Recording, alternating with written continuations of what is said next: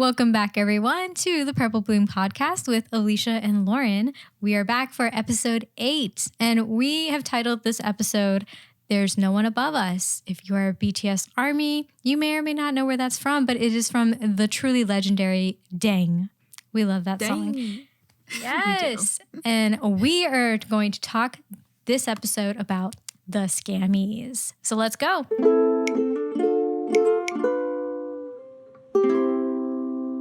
So today's episode, we're talking about the Grammys, otherwise known as the scammies. I have so much to say about this. We're actually about a couple of weeks after the Grammys is when we're filming this.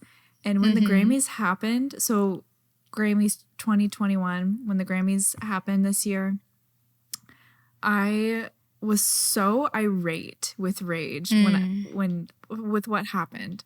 And I just remember calling you, Alisha, and I was on the phone trying to drive, and I was just like, I can't believe this. Let's just start our own recording academy. It was, I was appalling to see how of course with award shows like this, you're gonna have people win that you don't think should win, and you're gonna have your favorite isn't gonna win and stuff, but this was a very different experience, I feel like, because according to everything, BTS should have won in there. Yes, in the pop duo group category. And you called me after the pre-show because this particular category for this year was a part of the pre-show and not the actual ceremony. Yeah. So, but I remember the same kind of feeling of, hold on, this category is the pop duo group performance category. And so shortly after, keyword there, performance. Shortly after they announced Lady Gaga and Ariana Grande as the winners, someone, investigative armies, we do this. Someone looked up how many actual performances there were of this song, and there was just one. So they won their Grammy based on this one performance. Meanwhile, Dynamite has continued to give us larger and larger sets. Whole terminal. I think they have 33 performances, Dynamite. Yeah. Yeah. Whole terminal of Incheon Airport in Seoul. Is it Incheon? I think it's Incheon. I think. Rooftop venue for this last performance. Every performance just keeps giving us more and more. And somehow Lady Gaga and Ariana Grande won. I know. And to top it off, who was not performing at the Grammys and who was performing at the Grammys? Yes.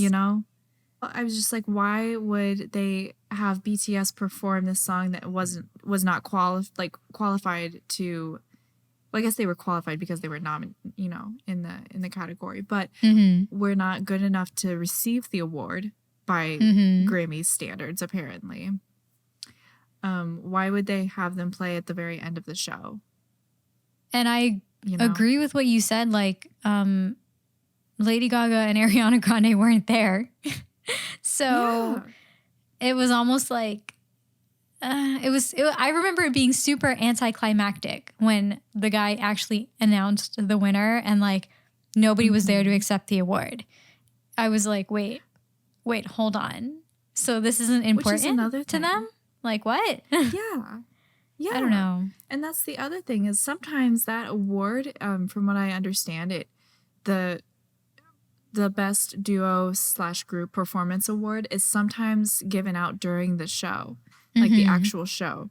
Yeah. But they weren't this time because Gaga wasn't going to be there. That's why it wasn't shown during the show, from what I understand. And this was for international armies, this was a whole day-long affair because the pre-show was 3 hours long, was it? 2 hours long? And then the Grammys itself was 4 hours long. And they strategically made sure BTS was the last performance or at the very, very end of the show. Wanted us to watch it from the very beginning to the very end. I mean, me and 90,000 other people were on somebody's Periscope, so at least we didn't give them that. Yeah. Gosh. It's just so, it's crazy. And I guess, you know, we should get into the way that the Grammys are chosen, right? Mm-hmm. Yeah. Like the actual, like how do we get from an artist that's nominated to an artist that wins the Grammy? And there's 3 components. Alisha and I were talking about this the other day. One of the components is the actual like Recording Academy, right? So that's we were actually talking a while ago about like getting in the Recording Academy or doing something. Oh yeah, we were. To like put a vote in for them. But you have to make a song. It has to go through a distributor. So that could be like Spotify or something like that. That would be like a distributor. And then if you have a song that goes through a distributor, then if you have like any part in that song, then you can pay $100 a year to be part of the Grammys Recording Academy and then put your vote in. And then from there, you get to pick like a couple categories. I think it's like 3 maybe. That number could be wrong. It could be like 5 or something. But you pick a certain number of categories to vote in. Okay. Yeah, so a lot of these people may not have, they might have only picked like the top categories to vote in. And, you know, not many people may have voted in the duo group performance category. But I think even the ones who did would have, I don't know who's voting.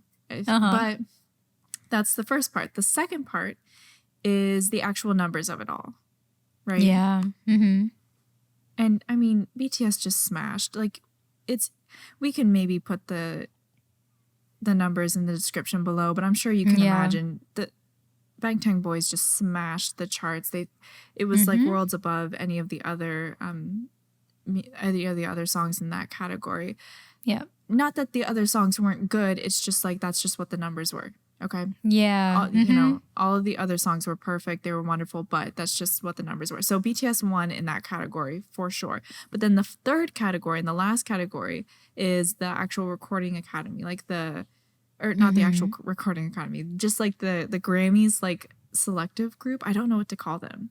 Oh, but it's just a group in the Grammys, kind of administration that picks the winners from there. Okay. So like they create a board? So, yes. Yeah. I would imagine. Yeah. So that's what I understand from what I've read, that that's how they decide the Grammys. But even so now we know how a Grammy is picked. So let's say BTS didn't win the Recording Academy vote. So maybe that's, you know, that one went to Ari and Gaga. Okay. But then, okay, they absolutely won the numbers. So that's 1 to 1. And then you're going to tell me what we were talking about at the very beginning of this podcast about how Ariana Grande and Lady Gaga had one performance, a beautiful song, amazing song, but it only had one performance. BTS had 33 different performances with different like scales of performance, like amazing, immaculate performances with so much thought put into each performance. And that committee board, they got together and they looked at these performances. They looked at this one versus the 33. And they were like, oh, definitely this one. Right. Know? I mean, I don't know. And the part that really got to me was the little video that BTS posted on their Twitter of their reaction to the announcement. And I remember watching it the first time and going, wait, did June say I told you so?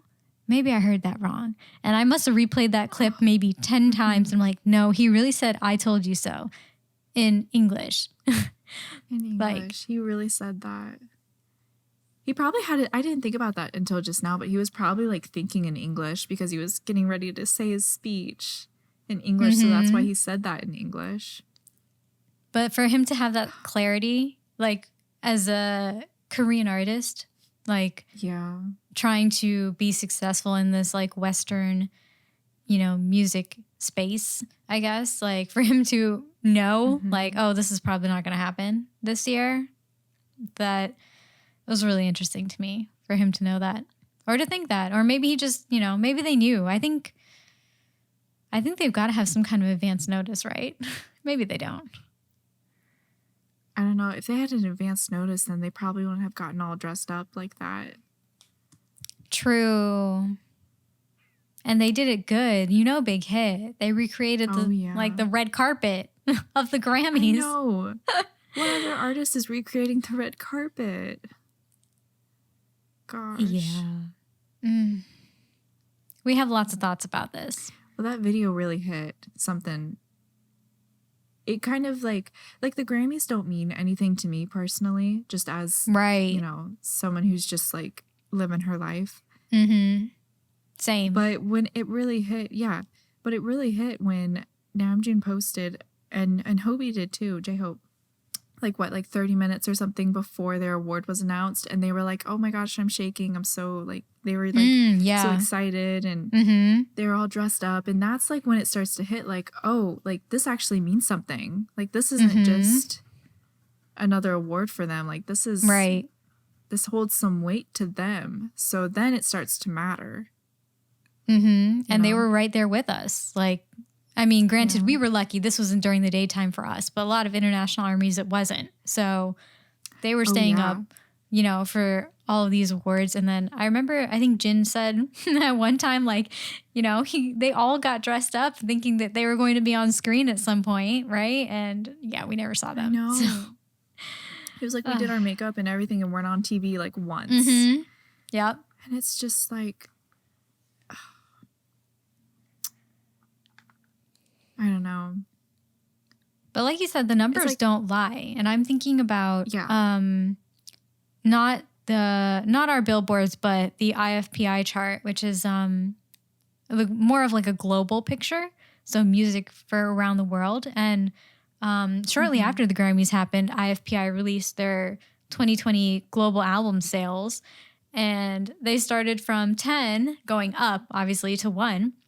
And I remember being super surprised that Map of the Soul 7, like The Journey, the Japanese album, made it on there in addition to Map of the Soul 7. We literally had 3 albums on that global album chart. So going back to the idea of numbers with the Grammys and like who was hitting it out the ballpark, I don't see any other artists with 3 albums on this chart. So it's just so, wow, that's amazing that the Japanese album made it up there. Yeah, right? Because those are sometimes hard to get even. Right? Actually, they've gotten a lot better at distributing them. Big Hit. Because I used to have to order Japanese albums from like Universal Music Store Japan and like send it to my Japanese address and then like forward it to my American address because I am one of those delusional fans. And this time around, I literally ordered. That is dedication. That's amazing that you did that. You told me that before, and I'm just like still amazed that you mapped that all out. It's wild, guys. Don't just stick to America. Truly, Japan is like a black hole for your money. But I remember Map of the Soul 7 was so easy to get. I think I bought it off eBay for like a really reasonable price too. And I think we had it. We had one version available through Amazon and Target, I want to say. Yeah, is it for the Japanese album? Yeah.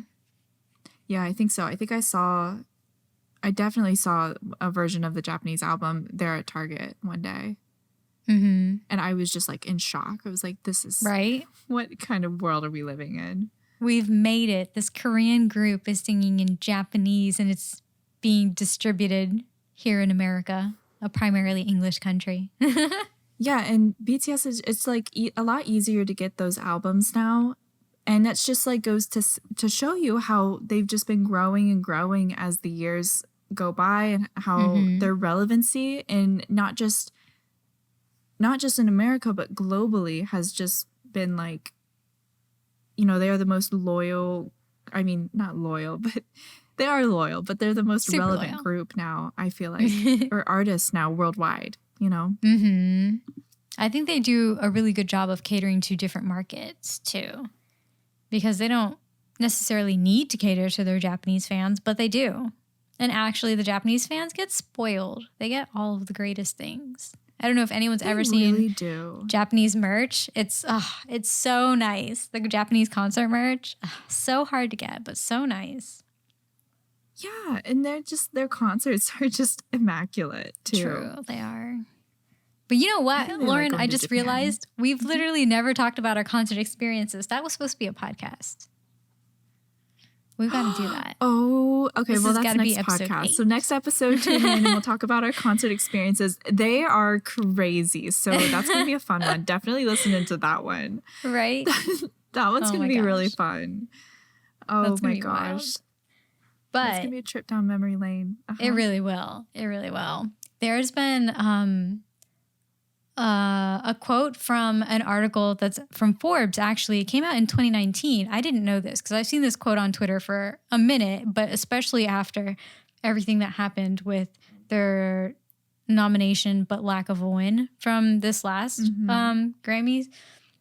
But the quote is, and it's the last quote in this article, which I love, but as BTS continues smashing records and the Grammys continue to lose relevance, who really needs who? So perfect. Yes. I love that. Mic drop right there. And there's a reason why that quote is still relevant today, too, and why people took that quote and they keep using it, you know, even now on Twitter and on social media. And actually, I was surprised because I saw it right after the Grammys and didn't know that this was from a 2019 article. Because in 2019, we still hadn't gotten Dynamite, like any of like the wild success that 2020 was. We hadn't gotten any of that. Yeah. So for Forbes to like have said that even all the way back then, just I don't know. It kind of reaffirms to me that the Grammys are not reflective of pop music. Like you said, like the Grammys are not relevant to me as a music listener or fan. I don't really listen to like a lot of the lesser known categories. I don't know who anyone is. Even some of the big pop categories, I'm like, I still don't know who this is. Yeah. And it's like, and you know, in that kind of sense, it's like, is any award show going to really reflect the reality? And I think about like Billboard, because that's a music award show. Right. And that, you know, there's still faults with Billboard, of course. But I feel like it's just a little bit more accurate because they're going by numbers, from what I understand, and how they calculate and how they get their give their awards out. So it's like, why can't I don't know. It's just interesting, but there's still like other things that go on in the Grammys that are still like you were talking about how they're losing relevancy. You know, things that are just like they're not keeping up with the times. The fact that they still have like genres, you know, like certain genres. Like, why is urban music like? Why is that like a thing? You know, why is that not just in the pop or the, you know, the hip hop category? Like, I don't know. And they have a long history of delegating like primarily minority artists, like Black artists, to those kinds of Black dominated categories. And it's meant to be limiting. Like, there's no reason why a Black artist can't be in like the pop duo group performance category. Like, exactly. There's no reason unless they think there's a reason. And if they think, you know, it's not a very sound reason, basically, is what I'm saying. Right. Like, and I think the Grammys have been having issues since last year. Well, I mean, that we know of, with diversity and having their former CEO, I don't remember her actual title, but like the head of Grammys stepping down and like kind of airing out their dirty laundry about like diversity and inclusion. And who was it? I think it was the interim. Yeah, the interim president made like this beautiful quote about diversity, like in the middle of like the Grammys like ceremony. I remember that. Right. And I was like, but then he said that and I was like, but then y'all just like totally robbed BTS of this Grammy. So I don't understand. I was like, so we're starting today? Is that what we're not starting? Right. We've been doing that. Like now is when we're doing that. I guess they had like this epiphany mid show and we're like, guess we should include this diversity quote, right? To show that we are in fact diverse. However, we mostly only award white artists. Thanks for tuning in. Mm-hmm. And it's interesting too, you know, now that we're on this kind of topic, Beyonce, she like broke the record or something. Now she was she has the most Grammys or something like that. Something like that. But I remember, and I could be wrong, I should probably fact check this, but I'll say it and then I'll fact check it really quick. But I did hear that she didn't win in, like, most of those awards that she got were not in the main categories. Which is really I don't actually know. We will have to fact check that. Yeah. I don't know what she's it's just another way that it's like, it's just like something that makes you ponder on, like, things that, you know, seem pretty normal, but like they shouldn't be normal in 2021. Yeah. You know what I'm saying? Because this is Beyonce, right? Right. Beyonce is like as universal as you can really get. Like, so. Exactly. Let me know what you find, Lauren, because I don't even actually know. The Grammys are like super irrelevant to me. Right. Well, it just goes to show our point, you know. I know. I don't think I've watched a Grammy show in like 6 or 7 years, just because they're so long. I'm not the kind of person who sits and watches TV for like 4 hours. So. Yeah. So it says here with LA Times, she's not won a... Hold on, let me bring this closer. She has not won a Grammy in a Big Four category since 2010 with Single Ladies, which won Song of the Year. Live updates of the 2021 Grammy Awards winners. That was just... That's nothing. So basically, she hasn't won since 2010. So it's been 12 years since she's won in a main category. Really? Yeah. That's super surprising. Yeah. And main categories like Song of the Year, Album of the Year, Artist of the Year, things like that. That's what we mean by main categories. Wow. I didn't know that. Yeah. I think she declined to perform, though, now that I think about it. Did she? We're going to fact check this, too. It came up on Google, so I'm going to say yes.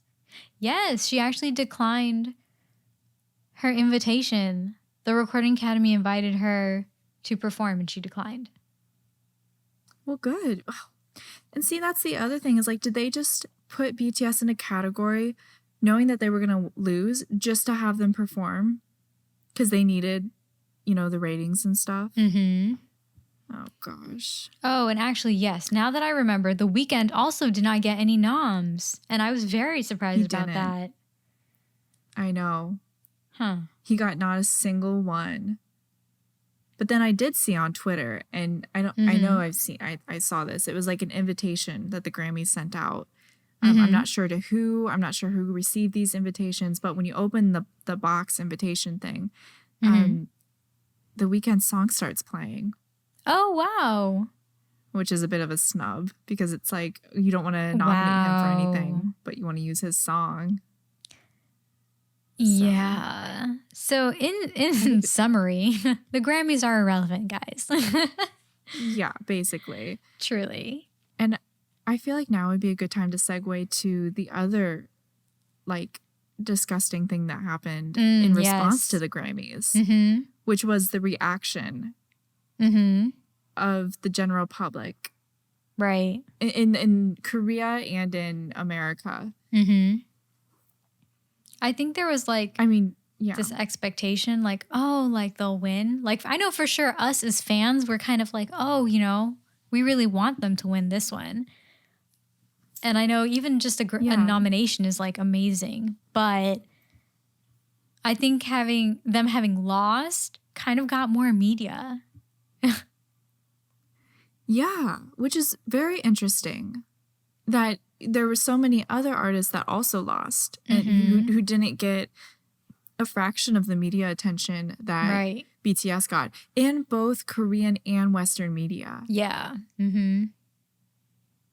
But I mean, and I think I kind of maybe lightly touched on this when we were talking before we started recording, but like, I don't feel like Korean media really supports BTS. Like, I don't think Korean media as a whole this is also being said as me, an American living in America. So what do I know? I don't know. But that's just my perspective on how they cover BTS and like how they cover their losses.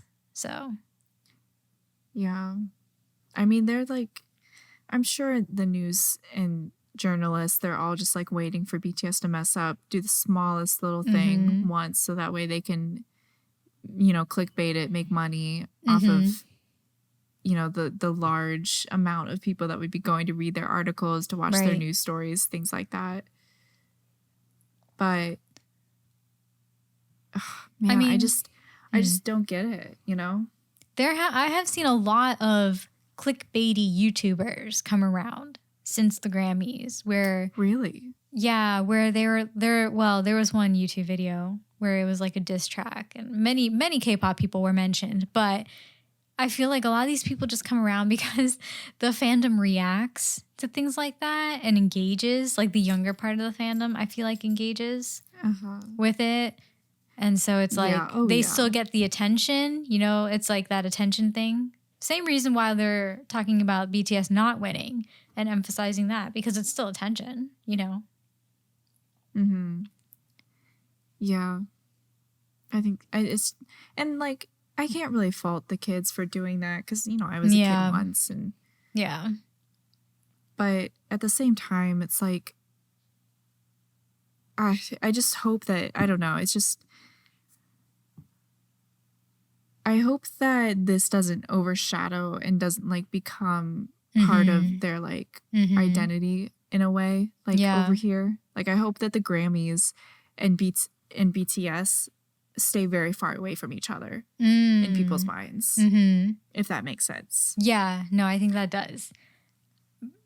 Because like when I think of BTS, I mean, I think of course, I think I've been their fan for years. You have too. So what we think of is very different. Right. But when like the average just American listener who like turns on their radio in the car and they hear Dynamite or they hear On or something like that, even though I didn't get any radio play, but you know, are they going to think of the Grammys loss, or are they going to think of BTS performing and like their massive stadiums that they sell out and, you know, their cute and funny like little English interviews that they do every now and then on TV and on the news and stuff. So that's my thing. But that's a good point, because like you said, we're both fans, so we exist in like a whole different realm than like the general public, and even just like the people in the American music industry and what they think. Like we're not a part of that, so we don't really know. Like I couldn't say how they feel about BTS and their success or their, you know, just nomination and loss for this like last one. But I know the boys have said that like, even though they did lose, like this is not, for them, this is not a step back. You know, they're still going in the direction they need to go in. I do think that they didn't think they were going to win this to begin with, especially because of what June said, but also what Yoongi has said in follow-up interviews. Like, you know, last year we presented, this year we performed, you know, next year we can go and possibly win. Receive the award that they deserve. Yeah. I was just going to take this time to make a disclaimer really quick and say that all of the artists in that category were amazing. Rain on Me is a fantastic song. We have no hate in our hearts at all. We have no like resentment at all for anyone who stands or is a fan of Ariana Grande or of Lady Gaga or of Rain on Me. Like I went to go see Ariana Grande in concert. Like I love her. I watch all of her Instagram stuff. Like I've watched her like whenever she drops anything, I'm like there on the scene. And same with Gaga. Like I love them. Yeah, this is not to discredit their artistry or their accomplishments. It's just that possibly this could have been someone else's moment to shine if they were given it. Exactly. That's the only thing that we're upset about. Yeah. You know, we're happy that they won. We're very you know, like all of our love to them and like to the fans who are happy about the victory. But like you said, it's just like, it's saddening when you know, they didn't perform, but then BTS had to go. Well, not had to, but they chose to go and perform. Yeah. I don't know. Well, and also I think, like I mentioned, there's been a lot of reactionary things to BTS, like since the Grammys, like that one YouTube video I mentioned, and people just kind of like having it out about their success and whether they deserve that and blah, blah, blah. But we did touch on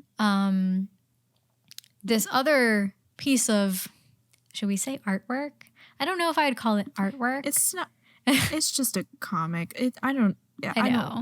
I mean, technically, yes, it's artwork, but poor taste, though. It was in very poor taste. And if you're on Twitter, Army Twitter, you know what we're talking about because it was like, it was a whole thing. But yeah, it's just disgusting to me for me to see personally. Truly, and like in such bad taste, even if we didn't consider the timing, like. If you just looked at that particular graphic compared to the other Grammy artists who also had graphics, like this particular one was just so violent compared to everyone else's who had won, mind you, because Lauren mentioned that the other artists in this series of graphics won and BTS did not. They won major award categories. Right. Album of the year, song of the year, things like that. So for them to be depicted like this was just, it kind of further reaffirmed for me that Western media doesn't get it when it comes to BTS. They don't get it. No. And we're not going to mention the name of the artist who created this comic because we do not want to give them any publicity at all. So just a brief description of what this comic looked like. It was BTS, the whack-a-mole game. BTS were the moles in this whack-a-mole game, and then the little like hammer that you hit the moles on was like it was a Grammy. Right. It was the award. And then it was just what was like, disgusting to me to see was the way that BTS were like drawn and like beaten up by this Grammy award. It was, I don't know, it was very unsettling, very disturbing, disgusting. I just, and also like the timing, like you said, like right now we are in a huge movement to stop Asian hate because of COVID right now, because people in America especially are being, they just don't feel safe. And like if you're an Asian American and you're walking out, you might not feel as safe as you once did before the pandemic. And like then to show that the only Asian artists in this like comic strip with these other Western artists are being depicted like this, it's just But I'm sorry, you were gonna say something. It's probably really unsettling for anyone in America to feel targeted, like. But especially I feel like Asians have especially been ignored, for quite a long time. There's been probably a lot of like insidious Asian hate and racism that's existed for quite a while. And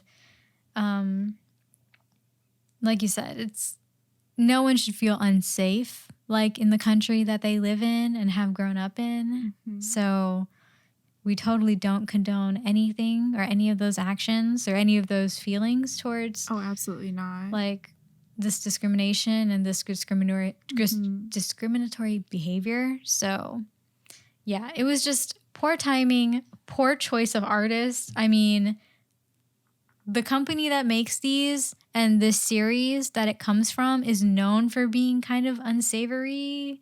Like they're kind of like a critical depiction of people. Like I don't know how to describe them. They're all kind of vulgar though. Like all of their images that have originated from back in the 1980s to beyond it are all kind of a bit vulgar, but this one felt in bad taste, even if it wasn't very the whole timing thing. Yeah. And like we are all for like, freedom of expression, for satire, for looking at things critically and thinking about them in a different way and things like that. And, in the comic, there's truth to it. There's truth in that the Grammys kind of used BTS, even though they need BTS. You know what I'm saying? Like we were talking about in the Forbes quote before that you brought up. but it's unsavory, and it's not the vibe right now, you know? Yeah. There's another way that you could have opened up that kind of conversation. Yeah. And that was not it. And that's not right. And that's why I'm just so, you know, I don't know. But it also goes back to what we were talking about with the negative reaction. It's just another part of that negative reaction, that negative wave of what happened after they lost. And honestly, when I saw this, it made me think, how many people saw this drawing and thought like, yes, this is the drawing we need to release. Like, this is the one. And like, what was going through their mind? Because if you were a fan, like, there's no way, even if you weren't a fan, if you knew anything really about BTS and like their lyrics and the themes that they talk about and have talked about for many years now, I don't think you would have been like, yes, this is the comic we need to release. Like, yeah, it just kind of, again, like, made me think like the pervasiveness in the difference of how Americans view Asians versus like American, like white American artists is very, very different. Yeah, I agree. A lot of Western media just doesn't do their research on BTS. And this is not something new. Like, this has been a thing for like many years now. As many years as BTS has been trying to promote like in the US with their music, like, I think majority of interviewers and companies have never really looked into the lyrics or the themes that BTS explores. And so again, all of this commentary from us is because we're fans and because we're in a different space than the general public, and we know different things about BTS than the general public. But it really makes me see how different our views really are, even though we're American and even though we consume American media and American music. Like, our views as fans of BTS are so very different than like the people who created this comic and why they thought it was appropriate. Yeah. And I think that there's a marketing aspect of it too, where, you know, like what you were saying with what are they thinking of before this comic is actually released? Yeah. You know, there's no way that they look at this and be like, and there's not a part of their thought process, and this is all speculation too, but that this is not a part of their thought process, that it's BTS and it's Twitter, and those two things are married to each other, and this is going to get people onto our page to click and to see. And, you know, they're not thinking about the quality of the conversation. They're thinking of the numbers, maybe. Is, I don't know. That's kind of what I thought of when you were talking about like what are they thinking before they post. It's like also that aspect of there's just like ignorance, which is not like their fault necessarily. But what is their fault is not taking the time to research, because BTS are different than the Western artists, where you have to actually, like you said, you have to put in the work and figure out what they're trying to say. Yeah. Read the lyrics, which is so easy. Just go on to, they're all on, what's that one website called? Genius? Yes. Genius Lyrics or whatever it's called. Yeah, they're all on there. Just do a skim through, kind of get the vibe of what their main song is about. And then that's enough. Like, you can figure it out that they're good boys. They have a good message. But I think this goes back to like, I think there's a certain amount of gatekeeping that happens. And as successful as BTS is not a Western artist. And so I feel like, and I think this goes for a lot of artists, especially Latin artists. There are many Latin artists out there who are amazing and who are always relegated to like the Latin categories. And it's because there's so much gatekeeping in the Western music industry, so that it's only perpetuating like the ideal Western American artists. So like you said, like the whole right on that, the clickbaiting thing, like, I mean, that was what the Grammys were, that they wouldn't have pushed the performance all the way to the end if they didn't have the thought, oh yes, we need to keep these numbers up. And they were like so thrilled about like their 10 million viewers, or I don't know how many viewers they got, But I know that all of the V Lives that we watch that take place at like 2 a.m. in the morning get more views than the Grammys. So again, back to that quote. Absolutely. Who really needs who? Because I think we've shown as fans that you can try and gatekeep, you can try and hold BTS back, but they have literally a whole army behind them, and you can't hold all of us back. So no, maybe it's time to rethink the strategy. Yeah. And the thing is, like, BTS, it's this army that they have, it's like they've put in that time, they've like given up their youth to create this bond with this army and to create this, you know, what they are, like what BTS and ARMY are now. It's not just like they woke up one day and it happened. It's like they put in the time and the energy and the work, and their whole youth basically was given up to create this kind of bond with us and with the fans. And, you know, that's not like usual necessarily in Western media and Western artists. Right.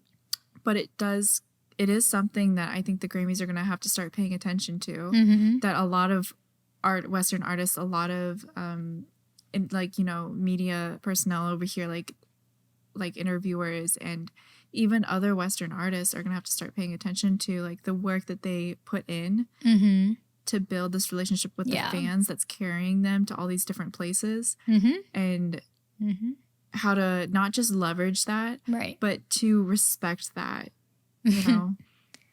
And actually, I don't know. BTS is, I was watching U-Quiz. They were recently on U-Quiz, and they even brought up like the fact that armies, when they were first trying to get radio play, this was probably like 2017, 2018. We used to send flowers to like these DJs who would play like the song once, mind you, like one time. We'd be like, oh my God, we got to send them flowers. And then DNA. And BTS actually like acknowledged that. Like they know. They know really well and very intimately how hard we work for them. And I think that's why they've achieved so much, because the relationship we have is really symbiotic. We both really benefit from it. And it's not something that you can recreate with like a marketing scheme, you know? Like it's really authentic. No. Yeah, I'm so glad you brought that up. And I love that they acknowledge that. Back in 2017, like DNA played on I remember it was the first time I heard BTS playing on the radio. It was DNA. And actually a couple of my friends were in the car, so we just like parked the car and we just like jammed to it. And I was actually like crying a little bit. And so like, because it was just like, I cannot believe that they made it here. You know, like I can't believe I was just driving home and they're playing. So I was just so happy for them. Yeah. And so I actually wrote like a little letter to our local radio station, and I thanked them. I know. So it like a lot of like armies from all over America was doing things like that. Like, you know, sending pizza, flowers, cards. Tokens of like, appreciation. Like thanks. Yeah. Yeah. And like, look at how many times we've gotten to feel that. Because like, I've been around since 2017. Right? And you've been around even longer. Yeah. And our other friend has been around since like 2014. She's been around forever. And I'm like, how many times have we been like, oh my God, like look at what they're doing.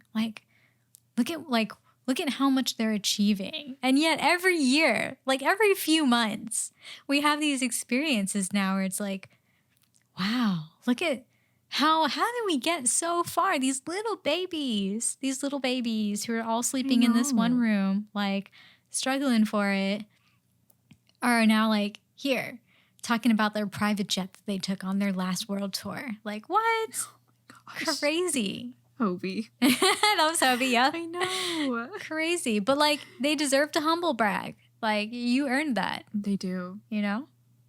I know. They worked hard for it. They did. The one last thing I do want to touch on is, you know, we talked about a lot of the negative things in the Grammys. Yeah. And especially in the reaction to the Grammys. But one of the positive things was you know, like you just mentioned, getting to feel that connection again with BTS, because it was like a direct correlation. Mm-hmm.